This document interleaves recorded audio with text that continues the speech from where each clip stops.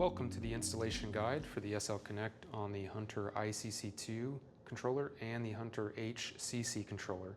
Both the ICC2 and HCC have the same internals, so the Connect is wired in the same. To start, you'll need wire strippers, a Phillips/flathead screwdriver, a small 1/8 inch flathead screwdriver, and a drill. You also need the SL Connect. It will look like this out of the box. It will be in the off position out of the box, and it'll have this battery tab that needs to be removed before you use it.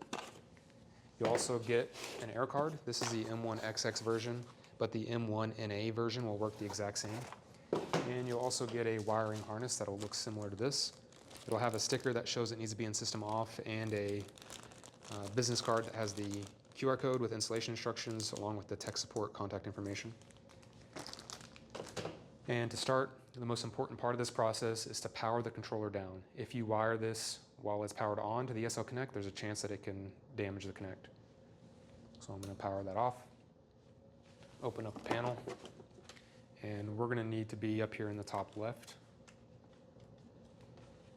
I'm going to go ahead and get the wiring harness out of the bag. This is our second iteration of the wiring harness. As you can see, it's just one long piece that has heat shrink on it. This is the controller side. This is the SL Connect side that has these small little ferrules on it. They also have wire ends that have been pre-stripped that need to be removed before you install it. On both ends, you'll need to remove it. Like this. Also, like I mentioned, this is the second iteration of the wiring harness. Our first one looks similar to this. It had labels on the two white wires, a number 1 and a 4. It also has this little connector on it. If you're installing this on the ICC2 and HCC, you'll need to cut that connector off. But it has the same ferrules, essentially the same thing. We've basically just changed one of the whites to remove the labels to orange. So to start, grab the drill, remove this little 24-volt sticker. You can place it anywhere else. And we need to loosen the common terminal, which mine is already loose. The rim terminal, it has the blue Rome wire already in there. The first 24-volt AC terminal, leave the second one alone, and loosen the ground terminal. One is already loose.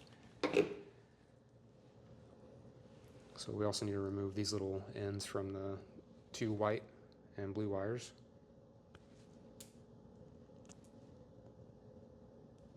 A little tricky. There we go. So I'm going to start top to bottom. And that's going to be the orange wire. That's going to go into the COM terminal.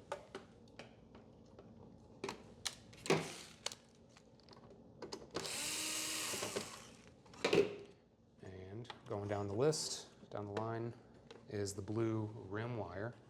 That's going to go into the rim terminal.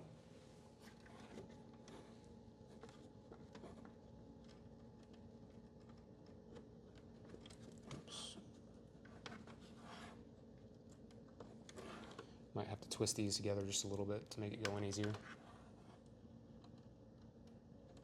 There we go.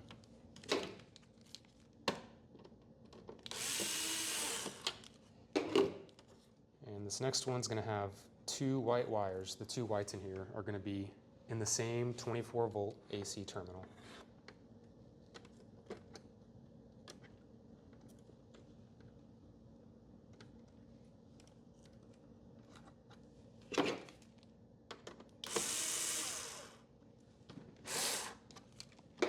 And then lastly, the ground goes into the ground terminal.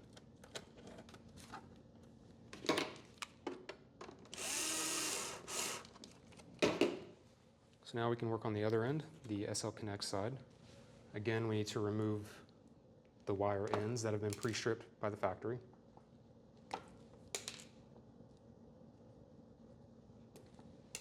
And then grab the SL Connect.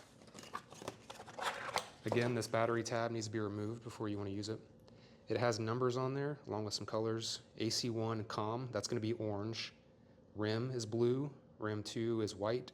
The 24-volt AC is also white, and then ground. So again, I like to hold this in my hand. It makes it easier.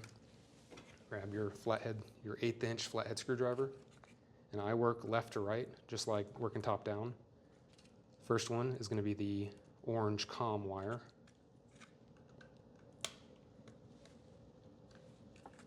Second is the blue rim wire with this little ferrule on it.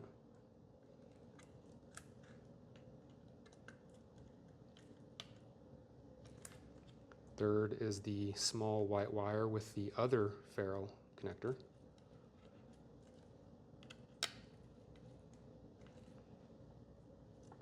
Four is 24 volt AC. And last is the green ground, and number 8. Just like this. It has Velcro. If you want to take the sticky part off, you can then affix that into the controller anywhere that the contractor or customer wants it, or wherever you feel necessary. If you have zone modules, it might be a little bit hard. You can also just lay this in here. It doesn't have to be affixed to anything. These are just copper wires. You can bend them however you need to. You can also take some of this heat shrink off and strip the wires if you want to make it shorter, but we like it like this. So again, it'll be in the off position. And I recommend installing this air card while the controller is also powered off. So you'll get the RJ11 end of it, and that connects right into here. I'm just going to do this temporarily for this demonstration. Ideally, this air card is going to be mounted as far away from the controller as possible, up to the top right or top left, and get it out and exposed to the air. That'll get the best signal. And then when you're ready, go ahead and turn this controller back on. Got power. Air card is red, or sorry, the SmartLink Connect is red. The air card is flashing green because it's trying to connect. Go ahead and flip that to the on position. It's green. If it flashes red and green, that means the sensor terminal loops are loose or it's been removed. This is for a wired weather sensor if you have one. And when you're ready, this controller needs to be in the system off position. The SL Connect has its own programming that's sent to it by SmartLink. So if the ICC2 or HCC is on and the Connect is on, they can overlap watering and double water. So we recommend to leave this in the off position.